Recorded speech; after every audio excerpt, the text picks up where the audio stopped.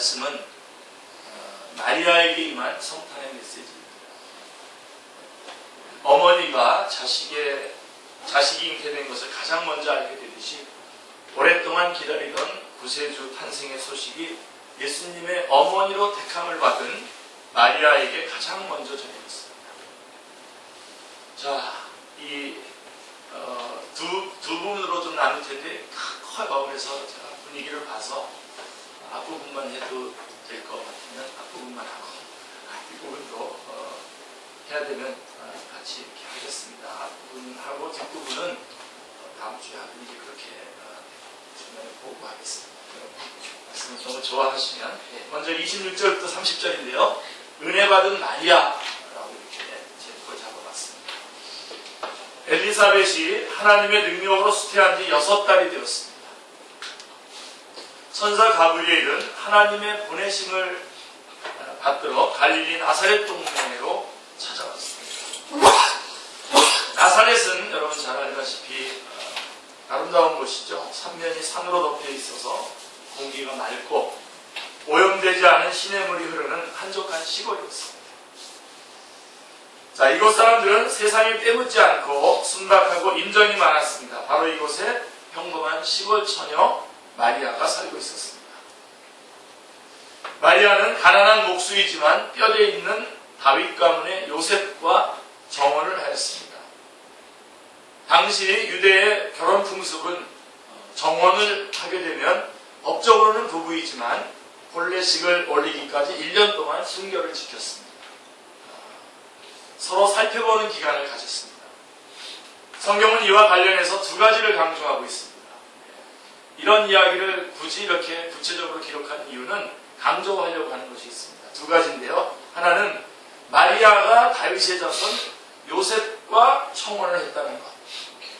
그래서 청혼을 해서 서로 정혼이 됐기 때문에 법적으로 부부인 것을 구체적으로 드러내려고 하는 것이고, 그 다음에 또 하나는 마리아가 순결한 처녀라는 사실입니다. 이것은 메시아에 대한 예언의 성취면에서 너무나 중요한 내용이기 때문에 그렇습니다. 하나님은 다윗의 후손 가운데서 메시아를 주시겠다고 약속하셨습니다. 역시 사도행전 13장 22절 23절이 안 찾아져 있는 것 같습니다. 근데 우리 한번 찾아보시죠. 성경 말씀. 사도행전에서 말씀해주고 있는 더 많은 약속들이 있지만 사도행전의 말씀 처음으로 여러분이 소개할 수 있을 것 같습니다. 사도행전 13장 22절로 23절에 보시면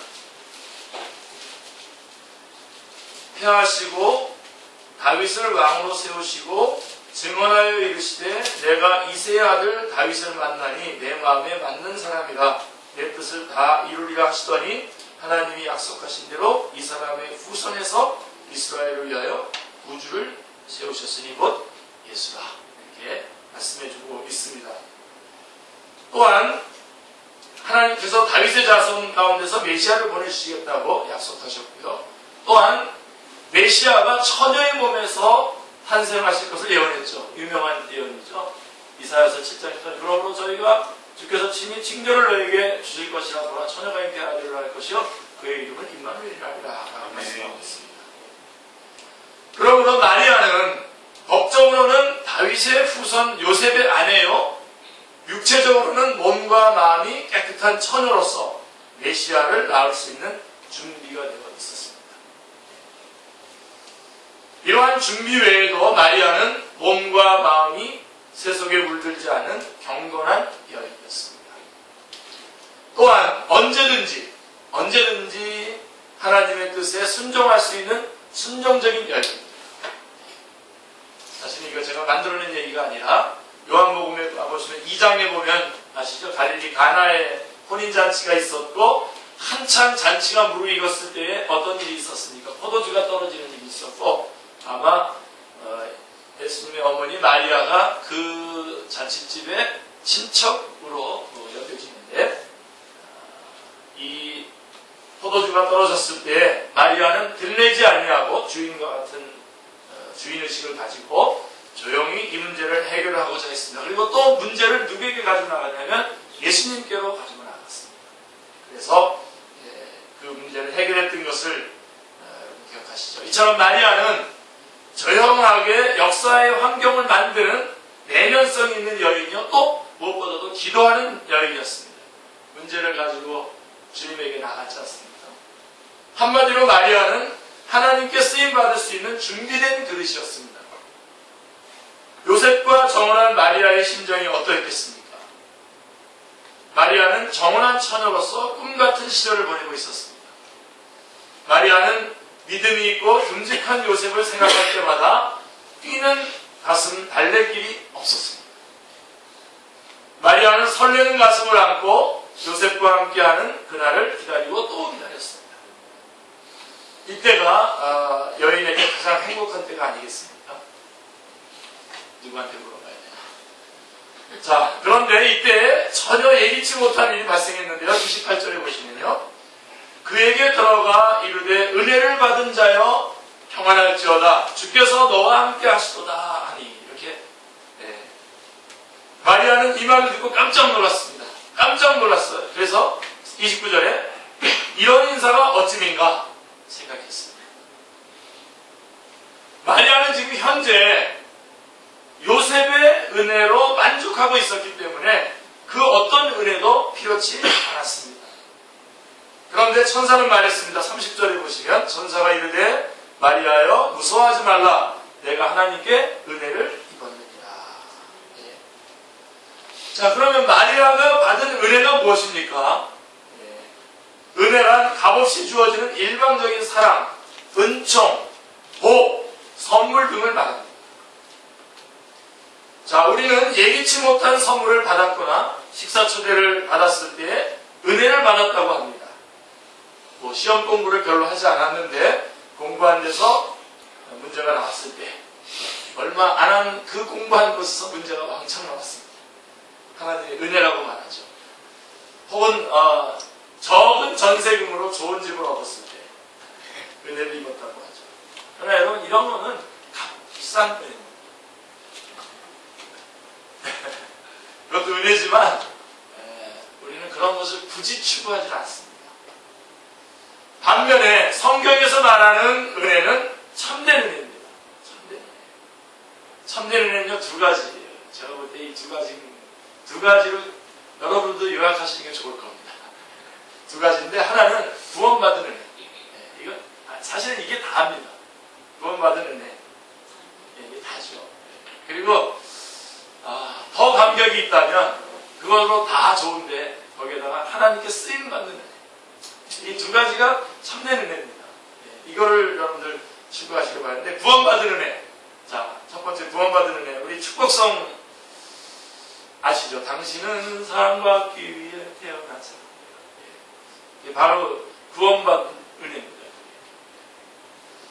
어메이징 그레이스를 작곡한 존 뉴턴은 노예 무역상이었죠.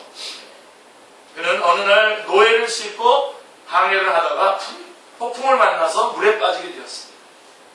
그는 몰아치는 파도 속에서 죽음의 공포를 느끼면서 처음으로 하나님을 찾았습니다. 하나님, 살려주십시오. 도와주십시오. 하나님의 도우심으로 물에서 구원을 받았을 때 그는 목숨을 건진 것보다 더 큰 은혜를 깨닫게 되었습니다. 죄인으로서 영원한 불과 유황이 타는 못에 참여할 자를 구원하신 놀라운 하나님의 은혜를 깨닫게 된 것입니다. 그래서 그 하나님의 은혜를 영영 잊을 수 없어서 Amazing Grace라고 하는 찬양을 작곡하였습니다. 나 같은 죄인 살리신 주은혜 놀라와 잃었던 생명 찾았고 광명을 얻었다. 굉장한 아마 찬송 순위로는 아마 이게 오랫동안 베스트에 있을 그런 찬송입니다. Amazing Grace. 저는 연예인 다닐 때에도 이렇게 회식할 때에 이 찬송을 부르는 마치 찬송가는 아닌 듯이 보이지만 이걸 부르면 많은 사람들이 저쪽에서 지금 안 믿고 있는 사람들이지만 옛날에 아마 교회를 다녔던 사람들이 이거 부르는 동안에 저쪽에 이렇게 자기의 삶을 돌이켜보는 그런 얼굴 표정들을 하는 많이 경험해봤습니다. Amazing Grace. 죄로 인해서 심판을 영원히 심판을 받아 죽을 우리를 구원하신 하나님의 은혜는 크고 놀라운 은혜가 아닐 수 없습니다. 우리는 이 은혜입니다. 이 은혜가 큰 은혜죠. 이거는 어느 것과도 바꿀 수 없는 은혜입니다. 그리고 두 번째가 바로 하나님께 쓰임받는 은혜입니다. Amazing Grace 이후에 하나님께 쓰임받는. 그래서 우리 축복선 하잖아요. 당신은 사랑받기 위해 우선 얼마 후에 제가 보니까 답가라고 하는 게 나왔더라고요. 답가.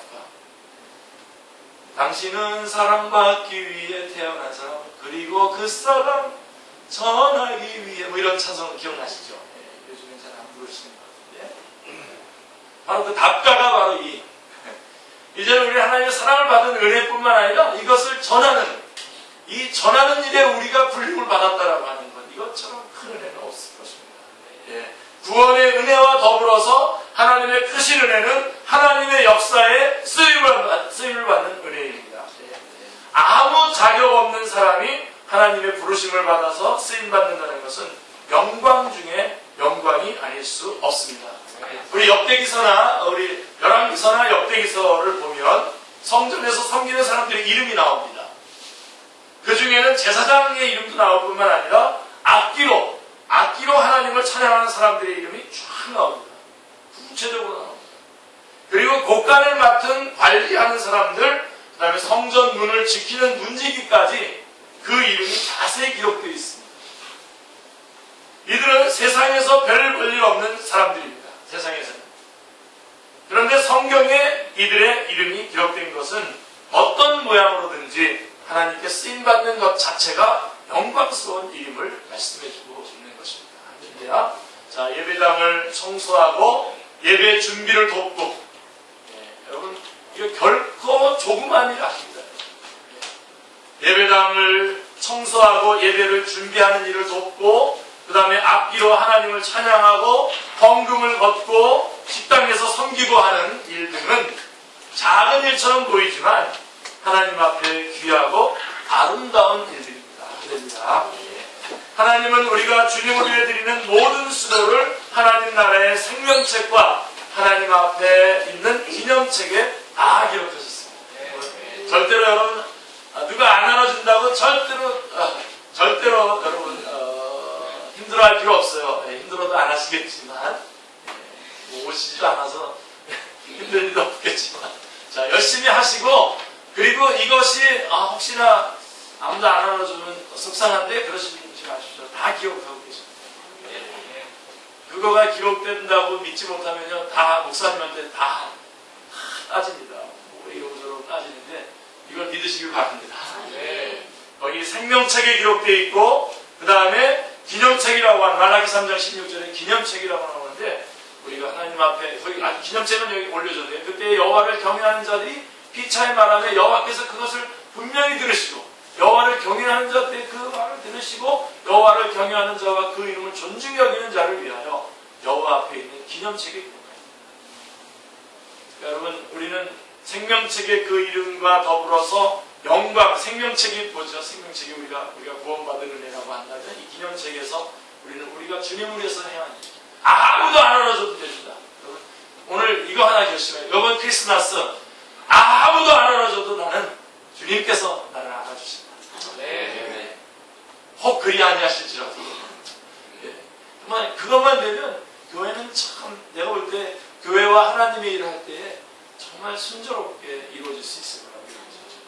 그렇지 않으면은, 이게 아니면은 서로 막 줄대고 정치하고 막 알아줘야 되고 서로 누굴 그래서 한쪽으로 죽여야 되고 막 이런 일들이 막 일어나요. 우리 이 하나님 앞에서 이 귀한 일들이 생명책과 그 다음에 또 이 기념책에 다 기록하고 계신다는 사실을 여러분 붙잡으시길 바랍니다. 네. 마리아는 예수님의 어머니로서 하나님께 쓰임받은 은혜를 입었습니다. 이 은혜가 얼마나 놀라운지 하나님을 모시는 천사 가브리엘도 부러운 듯 말했습니다. 그런데 이 은혜가 시골 처녀 마리아에게 임한 것입니다. 할렐루야. 만일 마리아가 이런 은혜를 받지 않았다면 어떤 인생을 살았겠습니까?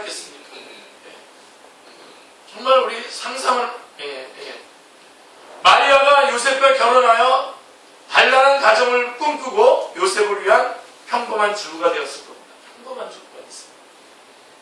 평범한 주부가 되는 게 소원입니다. 이렇게 말하시는 분들이 있어서 좀 죄송하긴 한데, 정말 예수 믿고도 평범한 주로 살 수 있습니까? 저는 그건 물어보고 싶어요. 사명이 없는 주부를 한번 생각해 보십시오. 매일 자녀들과 씨름하고 저녁마다 TV 연속극을 보면서 눈물을 흘리고 쭈글쭈글해지는 피부와 흘러나오는 아랫배를 막기 위해서 몸부림을 치는 삶을 살았을 겁니다. 에바다 선교사님 선교하지 않았어요? 어땠습니까? 또 갱년기가 지나면서 점차 자신에게 무관심해지는 요셉을 보면서 실망하며 바가지를 던졌을 것입니다. 이게 평범한 주부였었어요. 만약에 마리아가 주님으로부터 이렇게 불림을 받아서 쓰임받지 않았다면 그냥 평범한 주부로 이렇게 살았어요. 그렇죠. 하나님의 부르심이 없었다면 마리아는 세상 여인들처럼 그저 그런 인생을 살았을 것입니다. 그러나 하나님의 은혜로 말미암아 마리아는 인류가 흠모하는 예수님의 어머니가 되었습니다. 마리아는 여인 중에 최고로 복을 받은 여인이었습니다. 이처럼 하나님은 평범한 사람들을 들어서 비범하게 쓰십니다. 별 볼일 없는 사람들을 부르셔서 별과 같은 인생을 살도록 하십니다. 하나님은 75세의 무명의 아브라함을 부르셔서 복의 근원이요 믿음의 조상으로 삼으셨습니다. 예수님은 갈릴리 촌 사람들을 제자로 부르셨습니다. 그들이 예수님의 제자가 되어서 예수님을 따르는 인생을 살았을 때에 세계를 변화시키고 교회의 털을 놓는 위대한 사도들이 되었습니다. 하나님께서는 죄만 짓다가 죽을 우리 인생들도 불러주셨습니다. 자격 없는 우리를 충성되게 여기셔서 천사도 흠모하는 귀한 일꾼의 직분을 맡겨주셨습니다.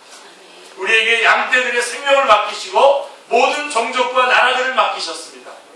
우리에게 임한 놀라운 하나님의 은혜를 찬양합니다. 할렐루야. 네. 자, 이처럼 은혜만 생각하면 항상 감동이 밀려오는데요. 자, 그런데 놓치지 말아야 될 것이 있습니다. 하나님께 쓰임받는 은혜에는 감동만 있는 게 아닙니다. 감동만 있는 게 아니라 그에 따른 희생과 아픔이 있습니다. 은혜가 크면 클수록 그에 따르는 희생도 큽니다.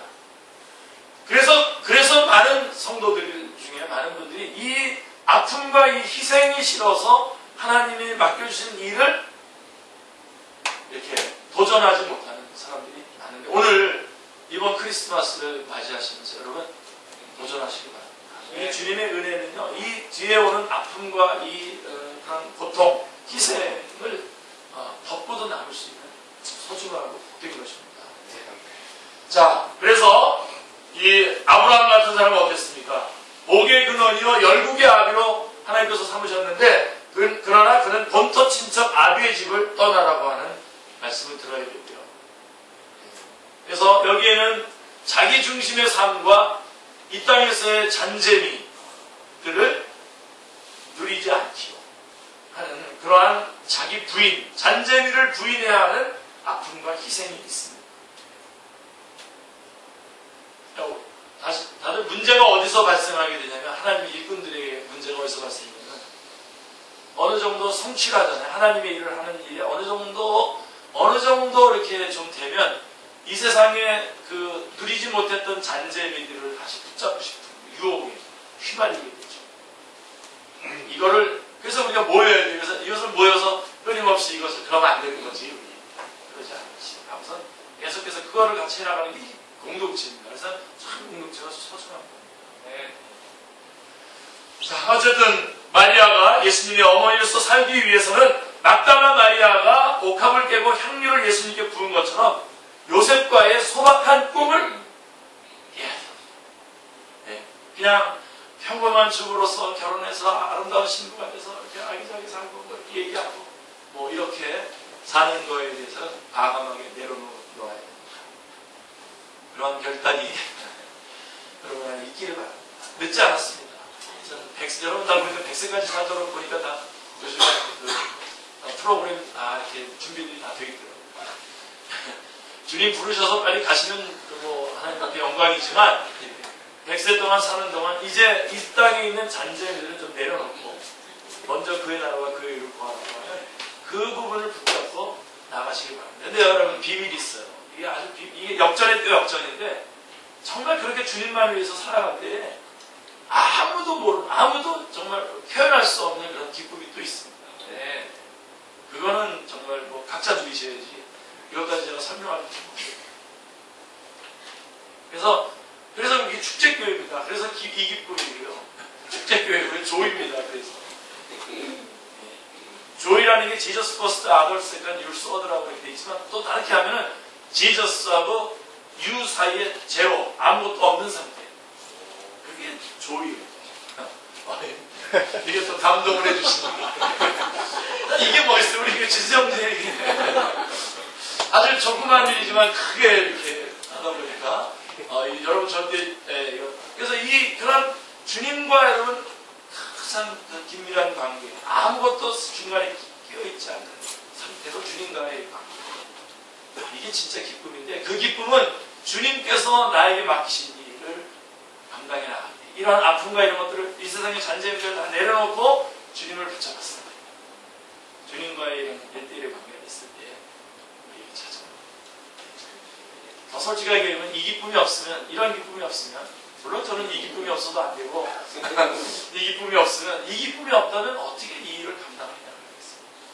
우리 주님께서 이런 기쁨 그래서 그 마지막에 사도 바울 같은 경우는 나를 위한 의의 면류관이 예비되었다라고 이렇게 외치면서 주님 앞에 갈 수가 있었던 것이죠.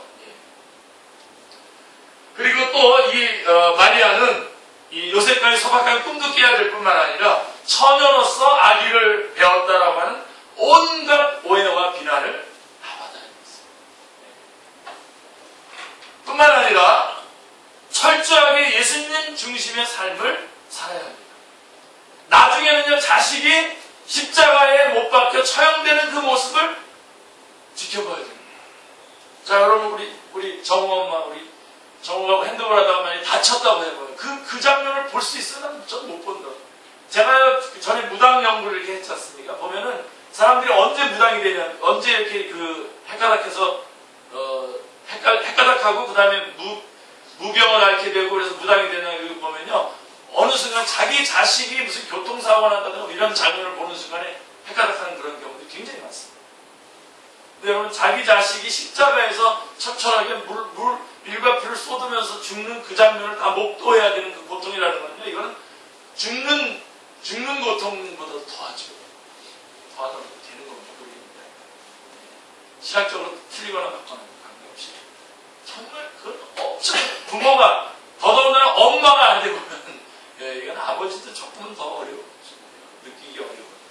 아주 그러한 고통도 칼이 그 마음을 막 휘젓고 찌르는 듯한 아픔이 있었던 것입니다.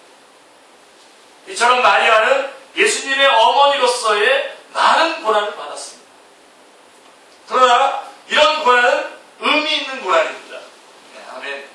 예술가가 아름다운 예술을 창조하기 위한 진통이요 진주조개가 살 속으로 파고든 모래알갱이를 감싸 안고 자신의 살을 깎아서 진주를 만드는 아름다운 고난입니다. 세상에서 당하는 고난은 사람을 슬프게 합니다. 그러나 그리스도를 위해서 받는 고난에는 기쁨이 있습니다. 이러한 고난은 우리의 믿음을 강건하게 하고 새 생명을 탄생하게 합니다. 하나님께서 쓰시는 위대한 종들은 모두가 고난의 종이었습니다. 아브라함, 모세, 다윗, 바울 등 어느 한 사람도 고난 없이 위대하게 된 사람은 없습니다. 우리는 예수님의 제자로서 여러 가지 인생의 고난의 훈련을 받습니다. 늘 하나님의 말씀에 순종하고자 애쓰고 또한 영광스러운 주님의 일꾼의 직분을 감당하기 위해서 많은 수고를 합니다. 자기 자신을 위해서는 제대로 쓰지 않으면서도 영혼들에게는 최고의 것으로 섬깁니다. 제가 그래서 그런 사람들한테 말려요. 그러지 말라. 나중에 대반당하고 막 살려. 대부분 잘해주면 당하더라고요. 그러니까 여러분 잘 안 해주는 거를 고마워하시고 서로 오래 남기 위해서 서로 분명한 관계와 룰에 의해서 움직이시길 바랍니다. 정말 막 저도 그렇지. 여러분 다 그렇잖아요. 막 다 해주고 싶잖아요. 다 해주고 싶고 젊은 청년들 대학교 1학년을 지방에서 올라오는 여러분 서준사님 자기도 다 끄집어내서 그냥 막 다 해주려는데 취직하고 나서부터 다 모르는 그러니까 이렇게 영혼들을 자기는 제대로 쓰지 않으면서도 영혼들에게는 최고의 것을 섬기고 이런 수고와 헌신을 해도 영혼들은 은혜를 배반하고 떠나기가 있습니다. 이 외에도 사명을 감당하고자 남모르는 아픔을 겪게 됩니다. 우리는 이런 고난에 대해 할 말이 참으로 많습니다. 그럼에도 우리가 왜 이렇게 희생을 하는 겁니까? 이런 할 말들이 많지만 왜 이런 희생을 하는 것입니까? 이는 우리에게 주신 직분이 가장 영광스럽기 때문입니다. 할렐루야. 다니엘서 12장 3절에 말합니다. 지혜 있는 자는 궁창의 빛과 같이 빛날 것이요 많은 사람을 옳은 대로 인도와 돌아오게 한 자는 하늘의 별과 같이 영원토록 빛나라. 이러한 소중한 이것이 너무나 영광스럽고 소중한 직분이기 때문에 그렇습니다. 주와 복음을 위해서 우리가 드린 수고는 결코 헛되지 않습니다. 아멘. 그래서 28절을 보시면 은혜를 받은 자여 평안할지어다 라고 말씀하고 있는 것입니다. 비천한 우리를 들어서 하나님의 일꾼 삼으시는 하나님께 감사와 찬양을 드립니다. 할렐루야. 자, 그러면 마리아의 몸을 빌어서 탄생하실 예수님은 어떤 분이십니까? 오늘 메시지의 핵심이 되겠죠? 첫째로 예수님은 구원자가 되십니다. 31절에 보시면 보라 내가 잉태하여 아들을 낳으리니 그 이름을 예수라 하라 라고 말씀하고 있습니다. 천사는 수태하게 될 아기의 이름을 예수라고 짓도록 하였습니다. 예수라는 이름의 뜻은 구원자라는 뜻입니다. 그가 그의 백성의 죄를 해서 구원할 자이십니다. 마태복음 1장 21절이 말씀하고 있는데요. 예수님은 이 땅에 죄의 문제를 해결하시러 오셨습니다. 아멘. 자, 인간 사회를 살펴보면 많은 문제들이 있습니다. 9.11 테러를 기점으로 해서 이슬람과 기독교 문명이 더욱더 강하게 충돌하고 있습니다. 한쪽에서는 너무 많이 먹어서 비만으로 고생하는데 다른 한쪽에서는 먹을 것이 없어서 굶어 죽어가고 있습니다. 가정에서는 폭력과 이혼 문제가 심각하고 청소년들은 마약과 정력으로 깊이 병들어가고 있습니다. 자, 이러한 문제들을 자세히 살펴보면 결국 무슨 문제입니까? 죄와 죽음의 문제입니다. 죄의 문제입니다. 죄와 죽음의 문제입니다. 쭉 돌아와 보면 결국 그곳에서 귀결되는 것을 보게 됩니다. 인간은 죄 때문에 행복의 동산 에덴을 잃어버리고 유리방황하는 인생을 살게 되었습니다. 끊임없이 죄로 인하여 탄식합니다. 구원받은 성도들조차도 내면 속에 있는 죄의 찌꺼기로 인해서 고통을 하고 있는 것을 보게 됩니다. 우리는 예수님의 온유함과 겸손함을 배우고자 몸부림치지만 때로는 티끌 같은 작은 문제로 인해서 화를 벌컥 내고 분해할 때가 얼마나 많습니다. 한번 분을 내면 잔잔했던 내면은 헝클어진 머리처럼 되어서 마음이 혼란스럽고 기쁨과 평강을 잃어버리고 지옥처럼 변하게 됩니다. 또한 교만과 정력으로 고통할 때가 많습니다. 하나님께 가까이 가면 갈수록 시꺼먼 죄인임을 고백하지 않을 수 없습니다. 사도 바울은 이렇게 고백했죠. 오라다는 본관 사람들과 이 사망을 범선 누가 날 거죠. 이처럼 구원받기 전이나 구원받는 후에나 우리를 고통스럽게 하는 것은 죄입니다. 죄. 제가 최근에 하여간 계속 강조하고 있는 거죠. 이것을 죄의 문제로, 죄라고 하는 것으로 문제를 확인하지 않으면은 어떤 무슨 장애라든가 어떤 무슨 문제라든가 뭐 사회적인 어떤 그런 체제의 문제라든가 이런 식으로 끌고 가면 답을 찾을 수 없습니다. 그리고 예수님과 만날 수 없어요. 죄의 문제입니다. 자, 이렇게 크고 심각한 인간의 죄 문제를 누가 해결할 수 있겠습니까? 아멘. 하나님의 아들 예수님께서 이런 우리의 죄 문제를 해결하기 위해서 이 땅에 오셨습니다. 우리가 지은 과거의 죄, 그리고 지금 현재도 짓고 있는 죄, 미래에 지을 모든 죄를 해결하시기 위해서 이 땅에 오셨습니다. 우리 죄를 위해 구주로 오신 예수님을 찬양합니다. 아멘. 그리고 예수님은 큰 자가 되셨다고 말씀하고 있습니다. 32절에 보면 그가 큰 자가 되고 지극히 높으신 이의 아들이라 일컬어질 것이요 주 하나님께서 그 그 조상 다윗의 왕위를 그에게 주시리니 말씀하고 있습니다.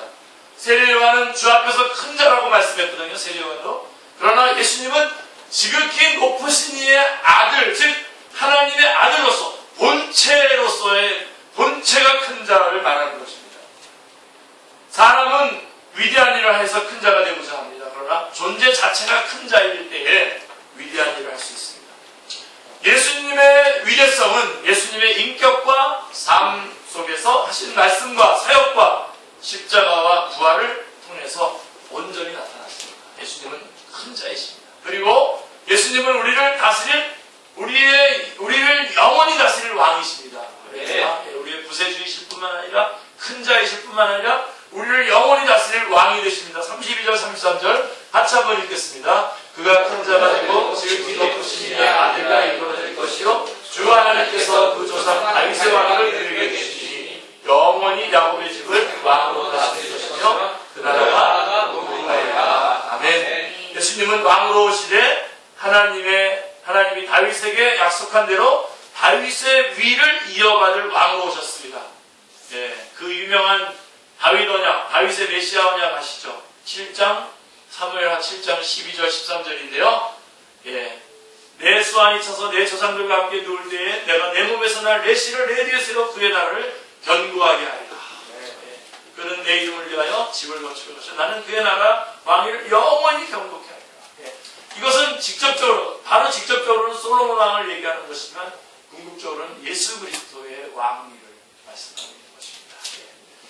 다윗의 위를 이어받았다는 것은 왕 대신 예수님의 정통성과 통치의 성격을 말해주는 것입니다. 예수님은 다윗과 같이 공평과 정의로 다스리십니다. 또한 목자가 양들을 돌보는 것처럼 다스리십니다. 세상 왕들은 백성들을 위해 군림하며 권력으로 다스립니다. 이로 인해 힘없고 의롭게 살고자 하는 사람들이 많은 고통을 겪습니다. 특히 헤롯이나 네로 같은 폭군이 나라를 다스릴 때에 얼마나 고통하였습니까? 어느 시대나 올바른 통치자가 없어서 불행한 삶, 삐뚤어진 인생을 살아가는 사람들이 참으로 많이 있습니다. 이런 세상에 예수님은 우리를 다스리시는 왕으로 오셨습니다. 할렐루야. 우리의 구세주로 오셨고 큰 자로서 위대한 일들을 행하셨고 우리의 왕으로 오셔서 우리를 다스리게 되십니다. 왕이시지만 높은 보좌에 앉으셔서 군림하지 않으시고 그냥 낮고 냄새나는 말구 위에 오셔서 인생들을 섬기셨습니다. 또한 신이 본이 되셔서 우리의 갈 길을 가르쳐 주시고 때마다 필요한 것들을 공급하여 주십니다. 요한복음에 나오는 예수님이 누구라고 하는 그 표현들이 다 그것을 말씀해 주고 있는 것입니다. 예수님은 왕으로서 우리의 삶뿐만 아니라 우리의 내면도 다스려 주십니다. 피곤하고 지친 몸을 이끌고 주님께 나아가면 주님은 늘 새 힘과 용기를 주십니다. 정욕으로 더러워진 마음을 들고 주님께 나아가면 주님은 죄사함을 주시고 정결한 마음을 주십니다. 교만과 이기심으로 병든 내면을 들고 나아가면 예수님은 한없는 겸손과 긍휼한 마음을 부어주십니다. 사고를 당해 두려울 때에 주님께 나아가면 근심 걱정이 사라지고 말할 수 없는 평강을 선물로 주십니다. 이처럼 누구든지 예수님의 다스림을 받을 때에 진정으로 우리는 그야말로 행복한 인생을 살 수가 있습니다. 하나님의 백성으로서 거룩하고 품위 있는 생활을 하게 됩니다. 세상 나라는 아무리 왕이 훌륭해도 죽으면 끝이 납니다. 그러나 예수님의 나라는 영원하고 예수님은 우리를 영원히 다스리실 왕이십니다. 아멘. 예수님의 나라가 영원한 것은 예수님께서 십자가와 부활로서 죄와 죽음과 마귀의 세력을 파하셨기 때문입니다. 아멘. 우리가 이 예수님의 다스림을 받기 위해서는 날마다 자기를 비우고 마음의 중심에 예수님을 왕으로 모시는 그러한 결단이 있어야 됩니다. 성령님께 부탁하세요. 주님을 왕으로 모시고 살아가겠습니다.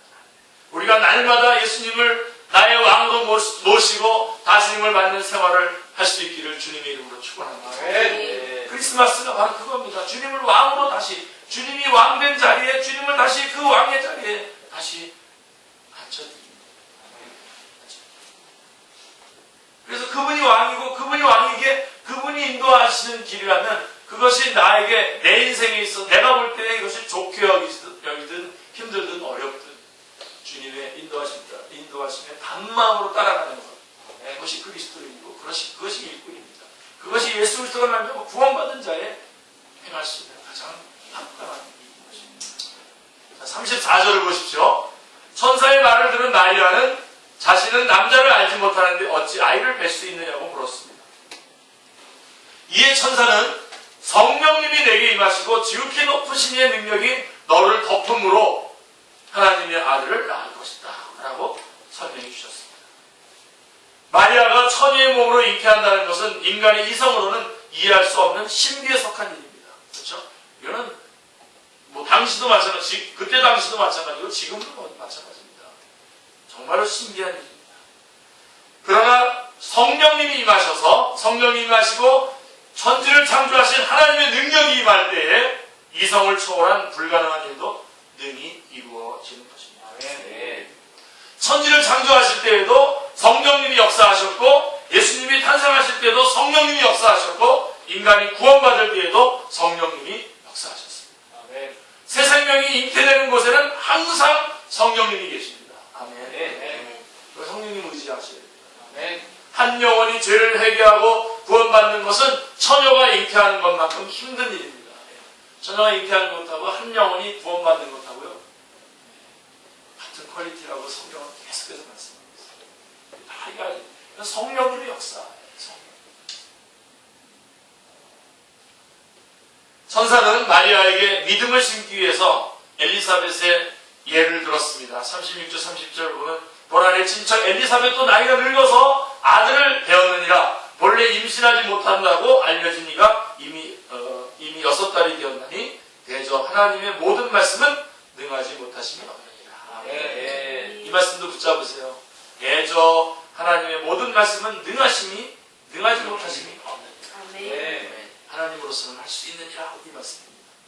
천사의 말을 듣고 마리아는 어떻게 반응했습니까? 38절을 보세요. 마리아가 이르되 주의 여정이오니 말씀대로 내게 이루어지이다 하매 천사가 떠나가니라. 지난번에는 주의 계집적이오니 이렇게 번역이 됐었는데 이번에 개정에서 마리아가 이르되 주의 여정이오니 말씀대로 내게 이루어지이다 하매 천사가 떠나가니라. 쓸데없는 그런 토론 이런 것들을 없애고 그대로 아주 마리아가 이것을 받아들인 이 순종 이것이 아주 소중한 것이죠. 마리아는 즉시 대답했습니다. 마리아는 주의 여종으로서 하나님의 뜻에 기꺼이 순종했습니다. 인간적으로 생각하면 이런 결정을 내기가 어렵죠. 참으로 어렵습니다. 당시 사회에서 부모님의 의견도 들어야 하고 요셉과도 상의해야 되잖아요. 정혼한 요셉과도 상의를 해야 되는 거 아닙니까? 그러나 마리아는 하나님 앞에 여종으로서 자신을 깊이 인식하고 있었습니다.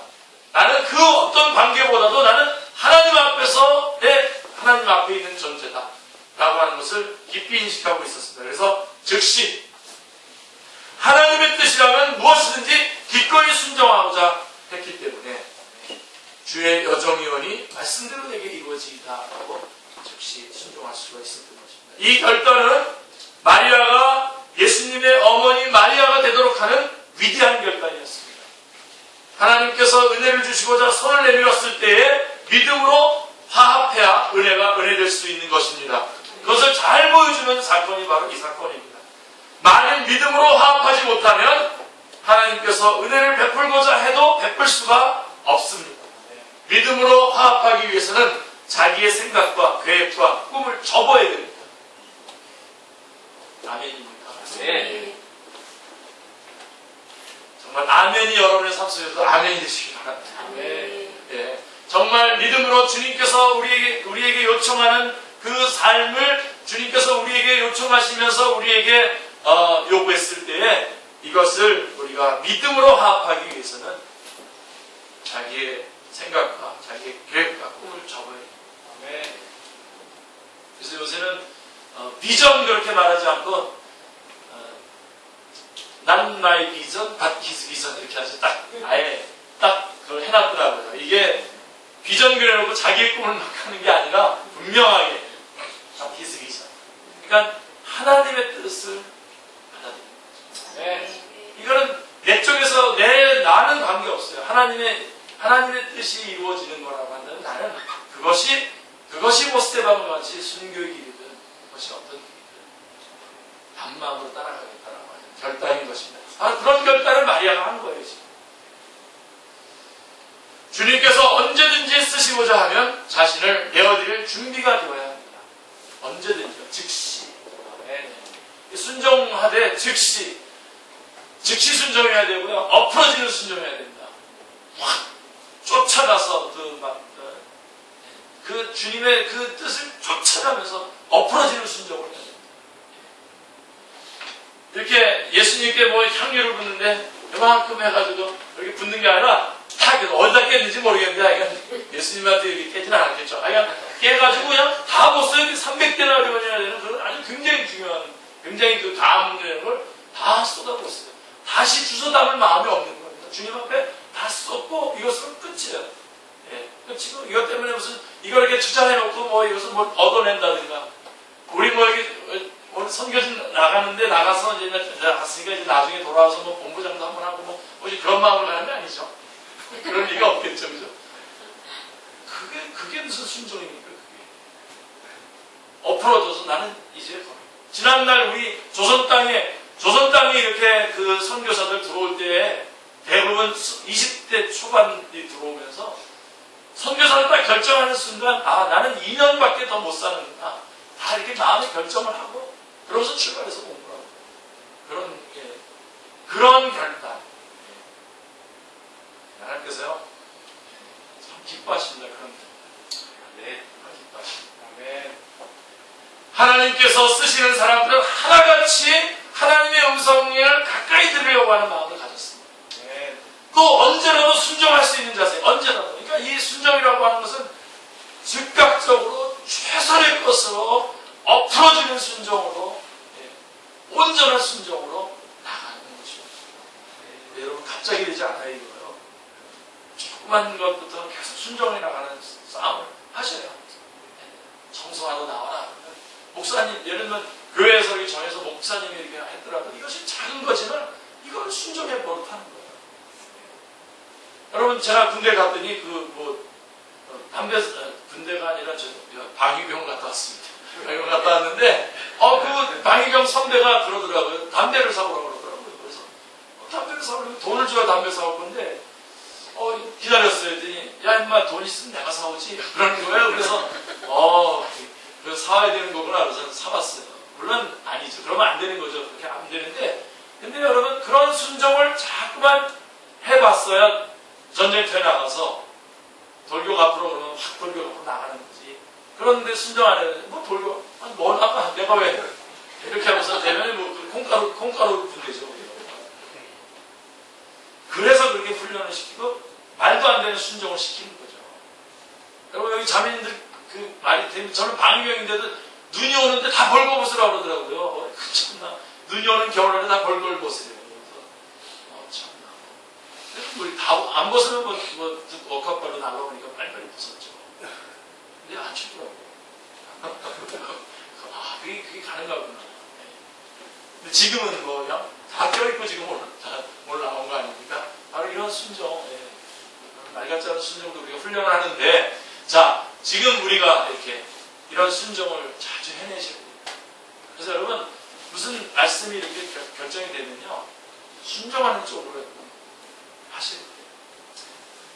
핑계대려면 우리 핑계댈 게 얼마든지 많죠. 그러면 마지막에 결정적으로 주님이 우리에게 요구하실 때도 핑계댈 수밖에 없죠. 자, 그래서 이 순종에 대해서는 할 말이 많습니다. 거기까지. 완전히 즉각적으로 최선의 것으로 엎어지는 최고의 것이에요. 제가 전도사 시절에, 이런 얘기 잘 안 하는데, 전도사 시절에 한 교회에 갔죠. 제가 선을 보러 갔어요. 그 교회 이제 전도사가 될 건지 안 될 건지 가서 장로님 두 분하고 목사님 계시는데 이제 가서 선을 봤어요. 봤는데 이게 목사님이 앞에 앉았고 장로님이 이쪽에 앉으시고 문이 이쪽에 있고 제가 이제 들어가서 이쪽에 소파에 딱 들어가서 딱 앉았는데 소파가 싱이 없어가지고 푹 꺼지는 거예요, 지금. 그래서 제가 뒤에 머리를 박을 뻔했죠. 제가 운동신경이 안 좋았으면. 근데 박지는 않고 잘 운동신경을 발휘해가지고 잘 앉았어요.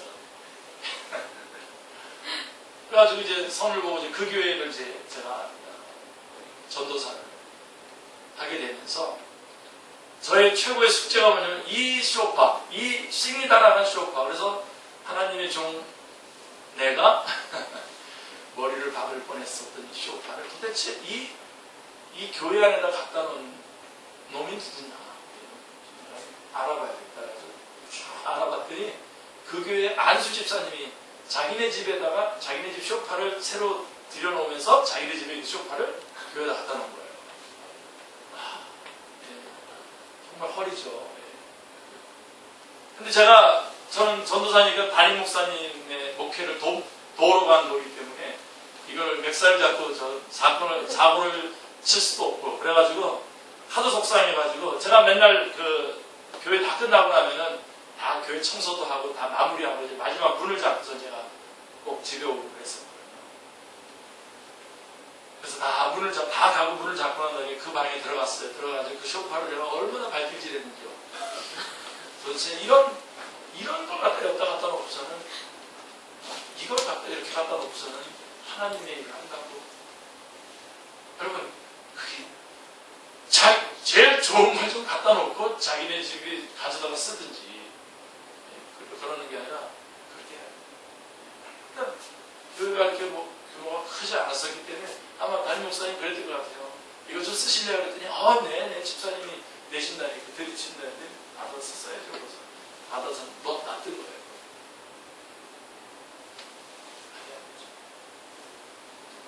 어떤 여전도회 회장님 얘기 또 해드릴까요? 이런 얘기 하면 재밌죠. 너무 안 했어가지고 제가 주의성교에서 강의하고 올 때 이런 얘기 잘해요.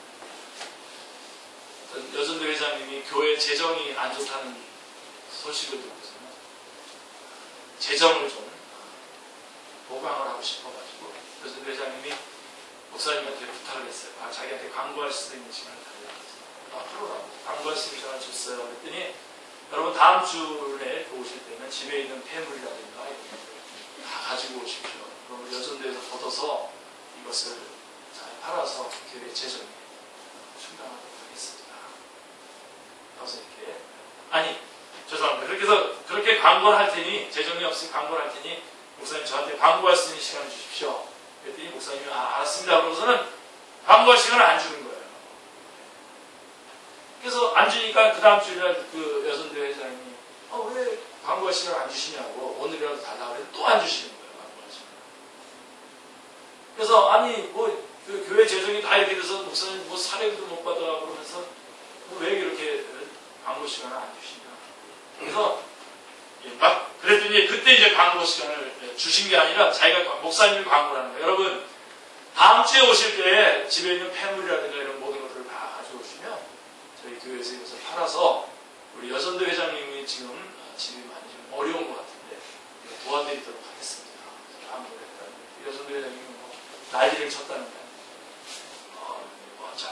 또 그랬겠죠. 여러분 여전도 교회는 그렇게 폐물을 팔아서 재정을 보충해야 되겠습니까? 안 되죠. 그러니까 얘는 우리의 순종이 한다는 게 얼마나 쇼같이 하는 게 얼마나 참 많아요. 그냥 뚝 여러분의 것 중에서 뚝 끄집어내서 뚝 주님 앞에 드리고 그래야 이게 순종이고 헌신이지. 가는 길에 어디 가는 길에 예배 슬쩍 와서 드리고 이런 거 딱 끊어서 딱 하나님 앞에 드려야 돼요. 임파테이션. 주님께서 우리에게 임파테이션 하셨거든요. 딱 잘라서 다 주셨단 말이에요. 자기 걸 주시고 나서는 이쪽에는 주시고 나는 게 없는 거예요.